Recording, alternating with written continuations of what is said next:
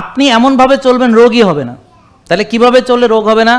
একটা লোক সে প্রকৃত খাবার, প্রাকৃতিক খাবার, আল্লাহ দেওয়া রিয়েল ফুড, যেটাকে মানুষ বিকৃত করে নাই, জেনেটিক্যালি মডিফাই করে নাই, তারপর এখানে কীটনাশক, কেমিক্যাল ফার্টিলাইজার, কেমিক্যাল পেস্টিসাইড ব্যবহার ছাড়া উৎপাদন করছে, সেটাকে আবার ফাইবার ফেলে দেয় নাই, এরকম রিয়েল ফুড।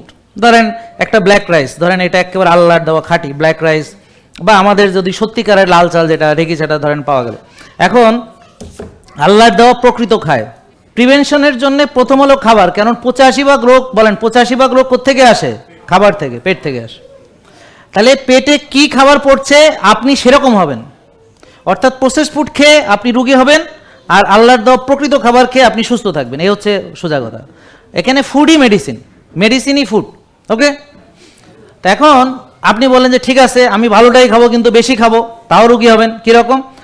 বলেন খাই, সবাই বলেন খাই জমাই, তাহলে ওভারলোড হয়ে রোগী হব। খাই আর জমাই, মনে থাকবে? এখন খাই জমাই মানে আমি ব্যায়াম করি না অথবা কায়িক শ্রম করি না।